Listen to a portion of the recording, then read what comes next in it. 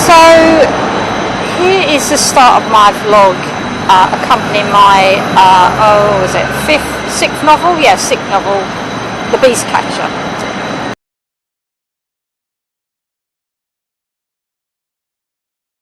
And this is Gracechurch Street in the city, and I've just come here today to film what this looks like. This is where the sort of book starts.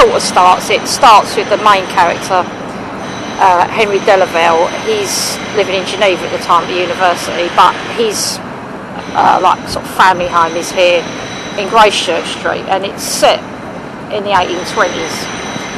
And I'm just filming on the corner of Gracechurch Street and Fenchurch Street. This would have been St Benet's Gracechurch Street, and it's gone now. It's been knocked down.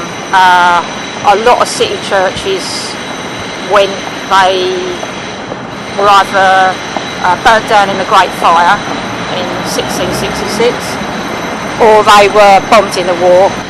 So I'm just going to walk along a bit and film a bit more of Gracechurch Street. That's Fenchurch Street there. I'm just going to walk along a bit. Problems with my mic, I've got to keep on holding it up. I've got to reset the volume on it, I think. Well, this is Gracechurch Street, and of course completely different to how it would have looked in the 1820s. I put up a picture of how it looked back then, with St Benet's on the corner here.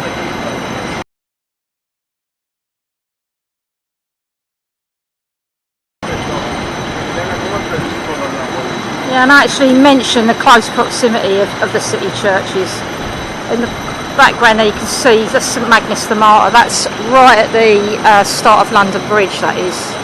And you can see the monument, which is where the fire started, 1066. Yeah, so that church right in the far distance there, that's St Magnus the Martyr. That's this is on here. That's the start of London Bridge. And you'd have had another church there, St Dionysius Church Street, would have been just behind this building here.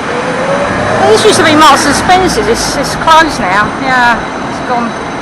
And then behind this building you'd have had All Hallows Gracechurch Street. That's gone. And then that building there, that's Leadenhall Market, that is. Yeah. Yeah. So okay, so that's giving you a sense of what Gracechurch Street looks like now. It's completely different to the 1820s, of course. I've just come up here. I've just come from Stratford. I had to take my eldest son. This is his first day of university today at the Staffordshire campus at Stratford, and I had to sort of show him how to get there. And I came back on the Central line to Bank. Forgot how bloody hot it was. And I've walked down. This is Lombard Street here. I've walked down from Bank Tube down Lombard Street. Yeah. So as I said before, let's get some bearings. To the south here, that's the Thames there, that's the river. So that's the river there, running along there. And to the east, Fenchurch Street leads up to Whitechapel. And then the north, that's Leadenhall Market there. And through the 360 here, Lombard Street, that leads up to, Bank of England's financial district. Yeah, I don't even hear the noise in the background. They're digging the road up there. Yeah, great timing. But yeah, that's it. That's Gracechurch Street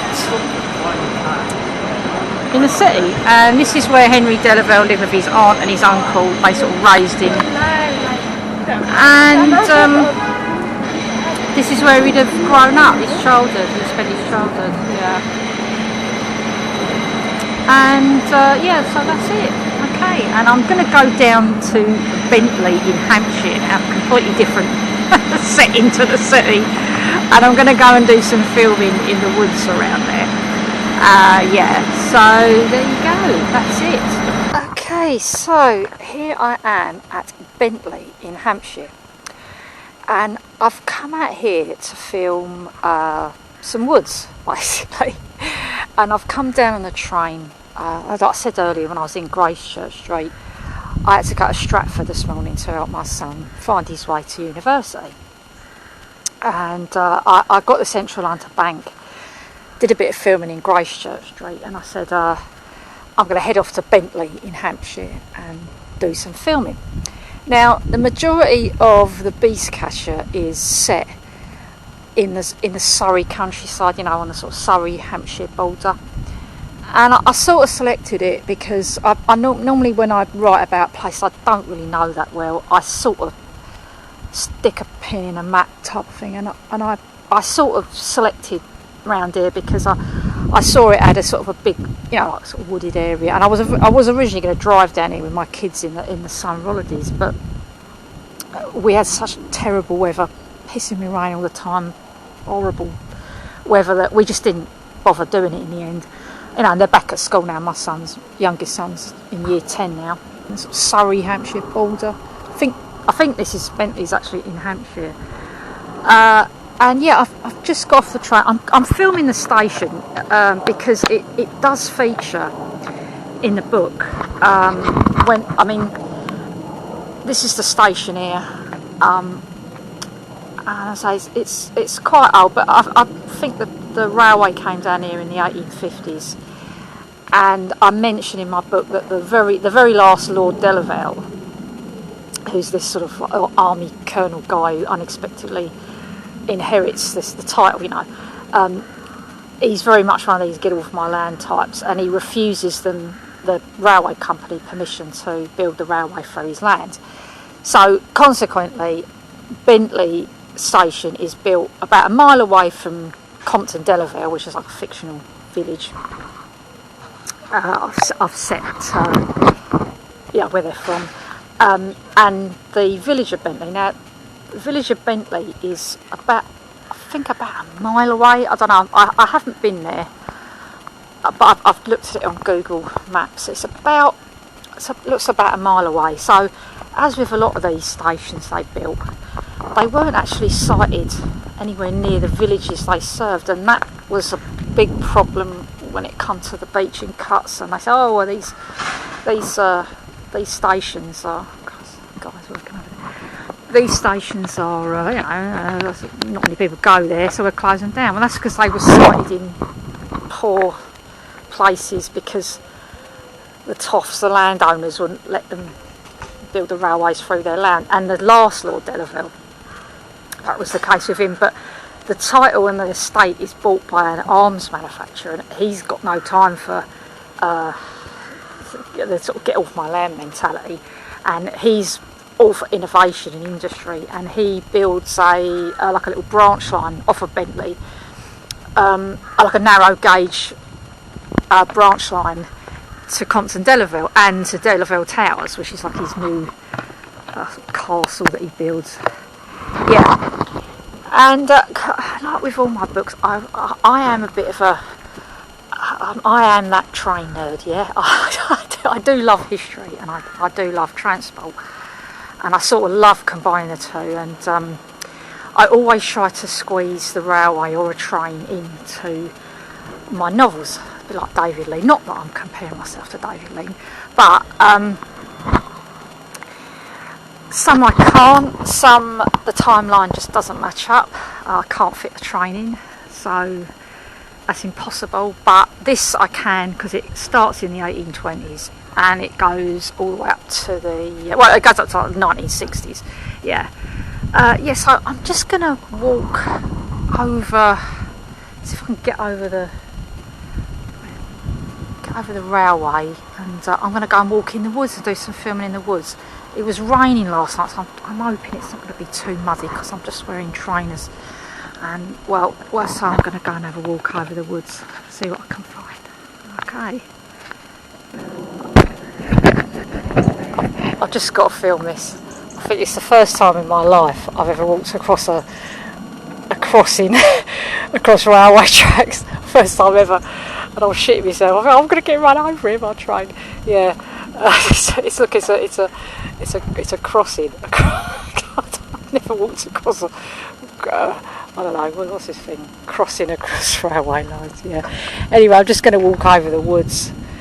I haven't got a clue where I'm going. I've looked at it on Google Maps and a little bit on Street View, which ends about here. But yeah, that was an experience. thought I was going to get bloody run over by a train.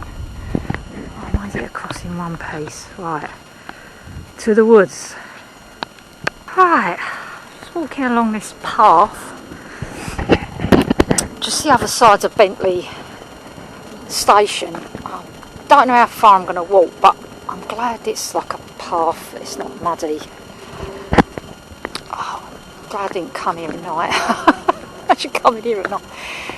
Yeah, so oh, it's a lovely old tree. See, I don't want to give away any spoilers, but part of the story is that the beast who she lives in like a hollow oak tree. I'm sort of trying to find some very old oak trees. I mean, look, that's lovely. That's lovely, that is, these old oak trees. Yeah, it's lovely here. Really quiet. It's quiet. My air is like really fresh down here. Usually the countryside can stink a bit. The only times I normally venture out to the countryside is when I have to go away for training courses, various parts of the country. I used to go up to Stone a lot up in Staffordshire. BT's got a training place. I think it's pretentiously called Yornfield Park now, but it was Stone in my day. And I used to drive up there in the van, in the transit, and you'd get out the van in the car park. Bleed now, did it stink? That's the railway there. Yeah, so when I sort of wrote this book and I thought about filming the vlog, I thought, well, what am I going to do? It's set in a forest, it's set in some woods. I'm going to do just sort of like walk around some woods and say, oh, that's a nice tree. But I did a little bit of filming in Gracechurch Street earlier, in the city where Harry Delaval grows up. He's raised there by his aunt and his uncle. And yeah, I mean, it's just lovely, this is. I mean, it's right at the end of September the 25th today, 2023. And yeah, the leaves haven't started turning, sort of. You can sort of see some of them, a little bit of brown tinge. There's an apple tree there. Yeah. It's lovely. Yeah, so I thought, well, you know, I want to do is just wander around the woods and say, well, you know, this is where the beast lived and this is a tree. But no, I've got to, I don't want to waffle. I do go on, I know these vlogs tend to go on for too long because I do bang on a bit.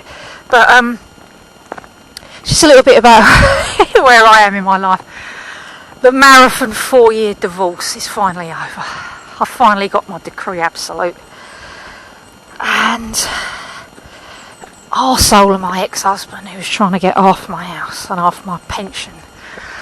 Well, they fucked him over because the judge had ordered a clean break divorce. Fucking have that, yeah. So I've got to give that cunt half my pension, half my house I worked 34 years for, nearly 35. Spent 26 years paying a mortgage off. So that's where I am now. So now me and my kids have got to try and piece our lives back together again and build ourselves back up again after surviving that hell. Yeah, I say my oldest son's just started university. I'm so proud of him. He's worked really, really hard. First one in my family ever to go to university. I never had the opportunity. I wanted to, but I had to work. Just couldn't afford it. And yeah, my youngest son's in year 10. He's doing his GCSEs this year. And normally when I film these vlogs, I'm in London, because I live in South West London, and they're nearly all set in London, apart from this one. And I'm normally standing on a busy street shouting my head off above the noise of the traffic, you know. I'm normally with one of them, either my youngest or my oldest comes with me. And it's usually moaning, go, we finished it, Mum. Oh, we're going to go home. But they're not with me today, so youngest one's at school, oldest one's at uni. I managed to get a day off work today, which is getting harder as the time goes on. Very hard to get leave off. But it's lovely here. I don't walk too far away. It's really nice. Yeah, so basically that's it. I can't really say much more about it. I don't want to give any spoilers away, but it's basically about a girl. She doesn't really want to go and live in the woods. She's sort of forced to survive in the woods. And I like Harry Delaval, sort of, that's why it's called the beast catcher. He captures the beast. Well, the villagers think she's a beast, but she's not. She's like a feral living in the woods. And yeah, it's about their story. I think I'm gonna turn back now. Yeah, there's not really much more to see. Trees, and more trees. Yeah. I mean, normally the reason it ends the way it does, I'm not giving away any spoilers. The reason it ends the way it does is that my youngest son said to me one day, "Mum, why do all your books have happy endings? You know, you keep on telling us life's not like that. It's not, you know, if you live happily ever after, you're lucky, you know." And he said, why they all got happy endings? And I said, yeah, you're right, they have all got happy endings. And this one particular one was supposed to end with them, you know, living happily ever after. And I said, you know what, Kieran, my youngest one, I said, you know what, Kieran, you're right. I said, I'm going to make one a sort of a sad ending. I made this a sort of sad ending. And it is sad. It was very, very difficult to write. Gut-wrenchingly difficult to write. Yeah, very sad. And oh God, I think that's a train. That's a train. Yeah, and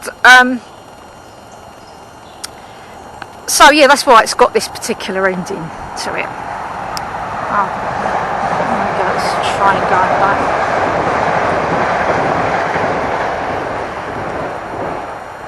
Yeah, so I normally say let's get our bearings.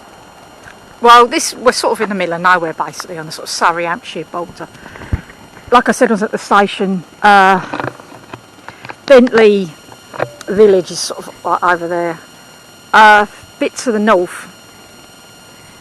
And the A31, which I actually do mention in the book right at the end, which is the main road that goes from Guildford to it sort of branches off at Guildford and ends up in Farnham. I think it's Farnham. I used to drive down there when I was back in 1992. I went on loan from London down to Farnborough, where they have the air show. I spent a year down there. Where they have the air show. We were supposed to be there for 3 months and it turned into a year. Yeah, we had a great laugh, good times. About 6 of us down from London on tour. Yeah, we had a good time. Yeah, but I used to drive down the A3 when I lived in Collieswood, and then get off at the A31 and go for all these bunch of like small roads, and then eventually come out in Farnborough. And yeah, so I spent a year doing that. And like, it's all good things come to an end because we were booking all sorts of overtime, weekends, days off, bank holidays and whatnot, and we were on the gravy train having a good old time. But in the end they called us back to London. They said, oh, you know, I can't afford it anymore, it's cost us a fortune. So yeah, so we left us. I spent a year down there, but that was good. But yeah, that's the A31. So Bentley's just the other sides of the station, about a mile away.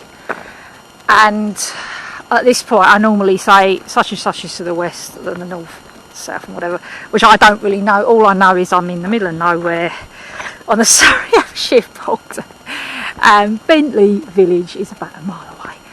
And I'm just going to walk back to the station. I'm going to check when my train is going back, and so that's it. Yeah, so the book is available from Amazon. Google it, or go on Amazon and search Angie Northey, the Beast Catcher.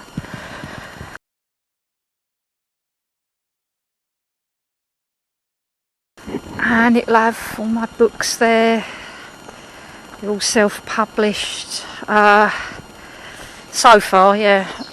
And yeah, buy it, enjoy it, and yeah, thanks for watching. Thank you, and that's it. I'm just gonna film a little bit of Bentley Station while I'm waiting for the train back. Got a waiting room here, but it's locked up. And you can see there's like a little bookshelf with books on. Actually says there's toilets in there. There's a lovely picture on the wall. Yeah. I mean, I always picture these places as they were when they were built, you know. Or, you know, the railway at its heyday in the sort of late 19th century. You know, and they normally had toilets. Right at the end, they'd have a men's toilet. I don't think they'd have a women's.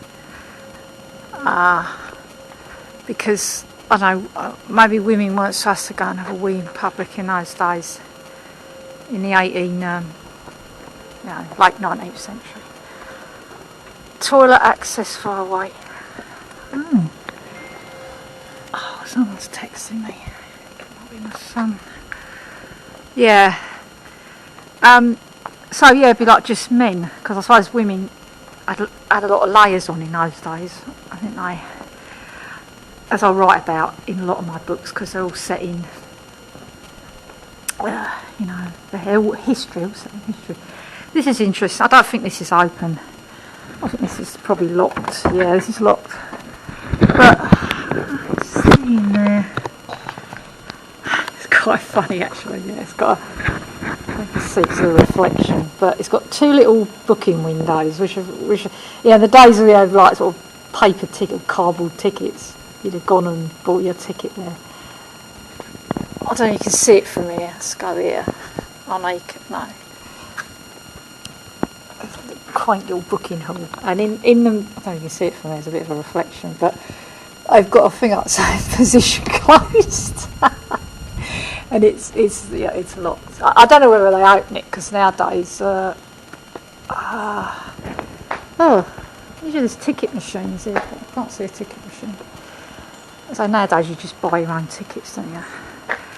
Or I don't think you can use an oyster out here. This is too far out.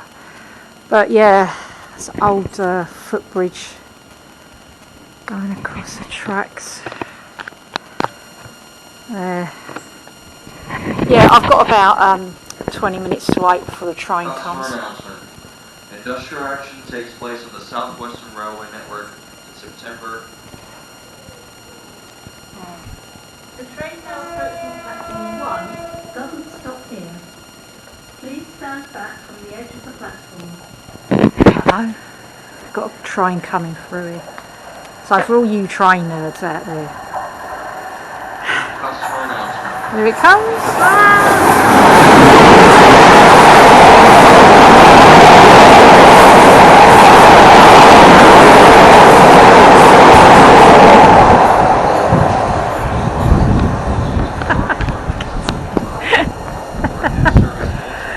I feel like one of those train, what are they called? Those train spotters stands at the end of platforms. Filming trains. I mean, I'm a train nut, but I wouldn't do that. I wouldn't stand at the end of a platform. Anyway, that's Bentley Station. Okay, so I've got about 20 minutes to wait before my train comes. Yeah, that's it. Bentley Station in Hampshire.